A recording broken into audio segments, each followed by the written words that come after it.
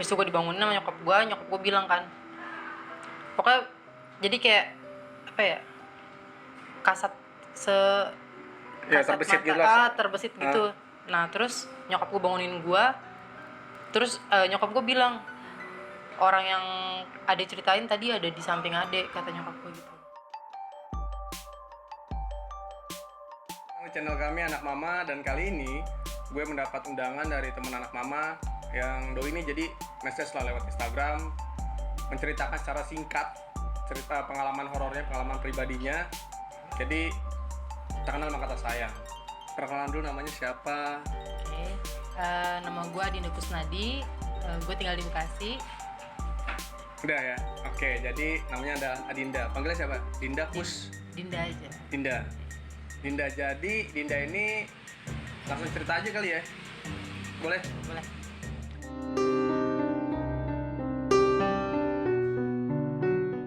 Oke, jadi waktu itu sekitar tahun 2013, gue kelas 2 SMA, kebetulan gue SMA di SMA 11 Bekasi, tepatnya di Keranggan. Waktu itu gue dapet tugas dari guru gue, disuruh bikin kayak music video gitu. Akhirnya gue sama teman-teman gue bikin video klip untuk ngerjain tugas gue ini. Itu tugas akhir apa mata pelajaran gitu? Mata pelajaran seni budaya. Iya. Oke. Setelah gue persiapin semuanya, akhirnya kita nentuin tanggal untuk bikin video tersebut. Yang milih lokasinya juga temen gue waktu itu kebetulan. Akhirnya pas sudah hari H, kita pulang sekolah ke lokasi. Lokasinya di Keranggan juga, deket sekolah. Kita rame-rame ke sana. Jadi tempatnya itu agak masuk ke dalam gang-gang kecil gitu. Kayak perkampungan. Jadi kayak gue parkir motornya di sini, gue harus turun ke bawah dulu. Itu jauh nggak dari parkir motor ke? Jauh. Kurang lebih berapa jam? Setengah? Enggak, 15 menit lah. 15 menit? Itu jauh ya, jalan kaki 15 menit. Jadi gue parkir motor di sini, masih ada warung-warung, terus gue kayak masuk kayak hutan-hutan gitu, banyak pohon. Gue turun ke bawah. Nah di situ kayak ada mata air gitu. Nah ini naik lagi ada hutan. Oke. Nah terus teman-teman gue tuh pada cuci muka, cuci kaki gitu. Itu lu berapa orang? Gue 7 orang. 7 orang. Ceweknya? Ceweknya 3, cowoknya 4. Oke. Nah habis itu temen gue pada cuci kaki, cuci muka gitu kan. Capek kan? Capek, panas kan. Nah gue nggak tertarik tuh awalnya. Gue biarin aja. Terus temen gue manggil gue, Din sini cobain, seger gitu kan. Kata gue, boleh juga tuh kan, masih pakai seragam sekolah kan, panas-panasan. Yaudah akhirnya gue datengin tuh mata air. Jadi bentuknya tuh kayak wastafel gitu, cuma batu. Terus kayak ada tutupnya gitu atasnya. Oke. Dan itu kosong. Tapi di sekelilingnya si wadahnya itu ada apa? Nggak ada apa-apa. Jadi airnya cuma situ doang? Cuma air doang ya. Nah yang anehnya itu pas gue bangun abis cuci muka, abis basuh tangan gue, tiba-tiba di pinggiran mata airnya itu ada telur bebek. Terus ada bunga-bunga sesajen gitu. Jadi itu bentuknya kayak meja ini nih gitu? Iya kayak bulat gini ya. Terus? Tengahnya mata airnya kan. Itu berarti tumpah-tumpahan dong airnya? Iya airnya tumpah-tumpahan. Nah habis itu di sebelah sini kirinya itu ada bunga sama ada telur. Tapi nggak ada selang. Biasa kan kalau di lembah gitu biasa kan ada selang biar dia turun. Nggak ada. Jadi benar-benar muncul dari bawah gitu? Dari bawah, dari tengah tuh ada kayak lubang kecil gitu. Tapi ada kayak jet pump gitu nggak ada ya? Nggak ada. Oh, nggak ada, oke. Nggak ada. Jadi kayak masih. Itu lu boleh ngerokok dulu kok. Oh iya, makasih. Abis itu udah tuh gue nggak notice itu bakal jadi tanda bahaya atau apa gitu kan. Gue nggak mikir ke situ. Jadi tuh ada telur sama bunga. Biasanya tuh ada kopi tuh, ya kan? Kopi hitam gitu. Iya biasanya, cuma gue nggak lihat. Gue biar kita asik ya, kita ngopi dulu kali ya. Oh iya boleh. Jadi ini ada coffee beer salah satu yang dijual Dinda juga ya. Jadi kalau mau pesan kemana, Din? Ke Instagram gue, nanti ada di bawah sini Instagram. Ada lah. Oke lanjut. Nah, gue nggak mikir kalau itu bakal jadi pertanda apa gitu kan. Akhirnya gue ngelanjutin sama teman-teman gue. Kalau dicuci muka tuh lu? Udah selesai. 7-7-nya? Enggak semuanya sih. Kayaknya 5 doang deh, 5 orang. Oke. Jadi yang cowok 2 tuh kayak udah jalan duluan gitu di depan. Habis itu gue udah selesai. Terus pas di perjalanan pulang gue mulai ngerasa sesuatu yang aneh.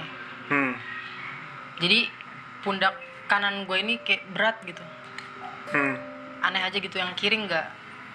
Itu jam berapa lu kira-kira? Jam 5:30. Baliknya? 5:30 tuh udah dari sana gitu? Iya, itu udah mau maghrib kan. Balik, pundak kanan gue berat gitu, berat sebelah. Tapi gue nggak mikir ke tempat itu lagi, gue nggak mikir ke situ. Sampai akhirnya malamnya gue tidur, gue ngerasa aneh pas gue tidur.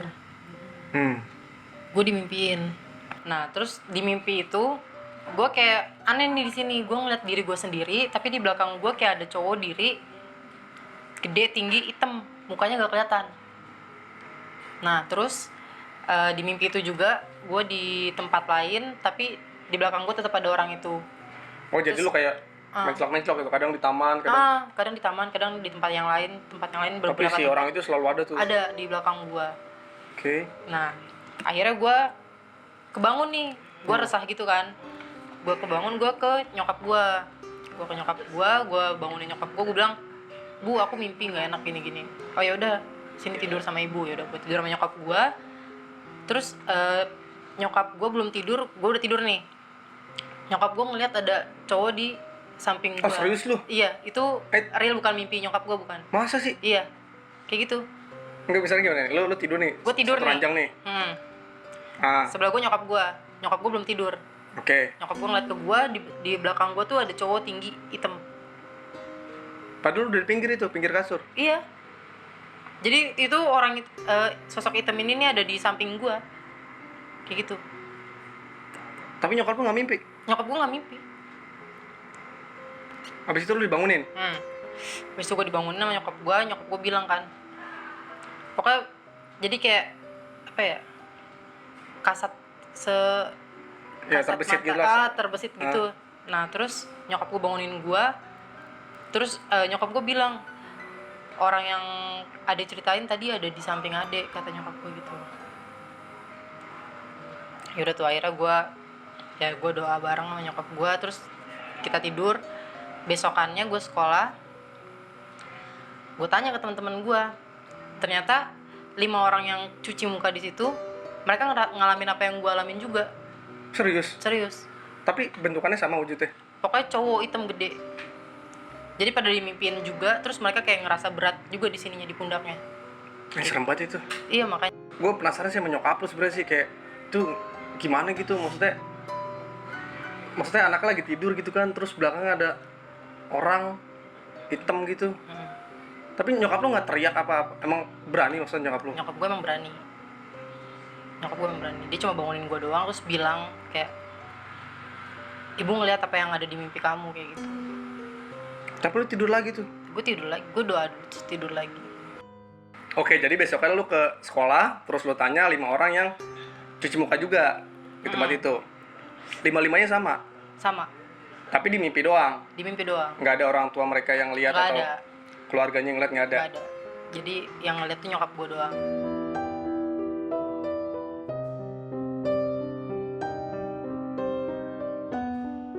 Akhirnya gue konfirmasi nih ke temen gue yang rekomendasi tempat itu.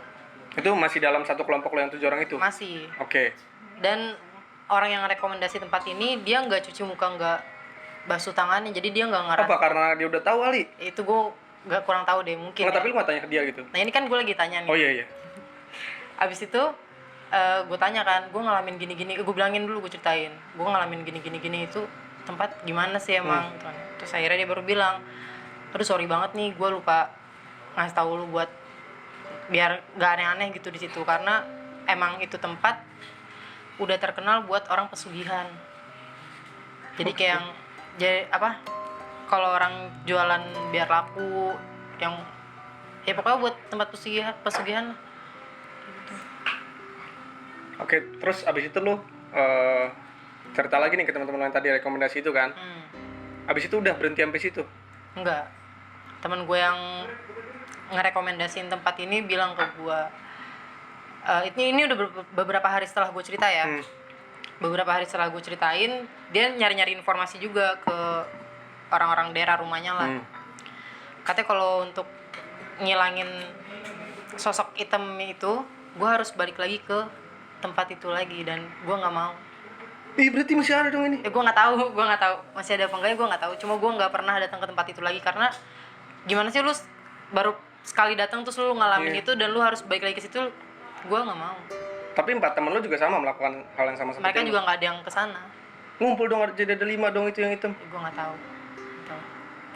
Itu tahun 2013. 13. Tapi lu sampai sekarang kayak fan-fan aja gitu Fine badan. aja gue. Gue fine aja. Terus nyokap lu nggak pernah lihat penampakan di rumah atau apa gitu? Nggak pernah. Oke, jadi yang Dinda ceritanya sebenernya ya, kalau gue pribadi ya Din ya, gue pasti kalau ngelihat sajen lah di tempat mata air, logikanya sih karena gue bukan tipikal orang yang gue bisa ngeliat, gue bisa ngobatin orang gitu ya. Tapi karena kalau logika kita mikir ya, ini ada sajen terus ada mata air, kayak oh berarti nih orang-orang di sini nih ngehormatin mata air ini, ya nggak sih? Iya. Lu pasti terbesit akan hal itu kan. Iya. Tapi karena teman-teman lu udah seger terus capek banget. Lu ingat gak sih yang awal tadi gue cerita, gue bilang itu tuh kosong, nggak ada sesajen sebelumnya. Masa? Nanti lu lihat di videonya ya. Gue bilang. Oh jadi misalkan lu datang nih, Gue datang nggak ada. cuci muka nih. Cuci muka. Pas gue bangun, baru gue lihat ada sesajen. Kalau sebelum gue cuci muka udah ada sesajen, gue pasti notice gitu. orang warna-warni bunga. Gue pasti udah ngeliat kan, gue udah tahu juga itu sesajen. Tapi kan? yang ngeliat lu doang. Gue doang. Masa? Gue doang. 4-4-nya nggak ngeliat? 4-4-nya nggak ngeliat, yang cuci muka juga ya. Ngerjain kali. Enggak, itu Jadi gue baru tahu gitu. Oh iyalah kalau kayak gitu mah. Cuman biasanya kalau yang kayak gitu kan banyak lah dari kita. Ya mungkin anak mama yang lagi rebahan sekarang nih mungkin pernah lah ngalamin, dari sebagian banyak orang dari kalian pasti pernah yang namanya rep-repan ya nggak sih, yang tahu-tahu ketindihan, bangun udah nggak ada lagi gitu kan. Nah tapi yang anehnya itu tadi, maksudnya si Dindanya udah bangun terus pindah ke kamar nyokapnya, terus tidur sama nyokapnya ngeliat. Tapi Dinda sampai sekarang udah fine-fine aja gitu. Entah mungkin sekarang masih ada di belakang dia atau di samping, kan kita nggak tahu. Tapi yang jadi pelajaran lo deh, biasa kan ada tuh. Pelajaran yang gue ambil, ini bisa buat kalian juga ya yang nonton. Lu jangan ngelakuin sembarangan di tempat yang baru pernah lu datengin. Kayak lu belum tahu ada histori apa di balik. Walaupun menyegarkan ya kan, lu Iya, lagi capek. walaupun menyegarkan. Dan mungkin bisa aja gue kayak nggak sengaja ngomong kasar di tempat itu pada saat itu. Iya. Oke, jadi buat teman-teman anak mama yang punya pengalaman horor pribadinya mungkin, atau pernah dengar dari keluarga, dari om, tante, tetangga, lu bisa ceritain aja, tinggal message kami di Instagram di Anak Mama Berani, atau bisa kirim email juga di @anakmamaberani@gmail.com. Jadi pelajaran itulah, jangan pernah sesumbar atau apa ya, kita ngambil pelajaran aja dari Dinda lah gitu. Kalaupun itu menyegarkan, kayak capek dari Bekasi datang lihat air seger, ya udah, maksudnya lo lebih menahan diri aja sih itu. Dan terima kasih untuk Dinda atas undangannya, terima kasih atas kopinya sekali lagi. Lo bisa pesen ini Instagramnya Dinda dari bawah. Oke, jangan lupa subscribe, like, comment, and share, ditekan tombol loncengnya biar bunyi.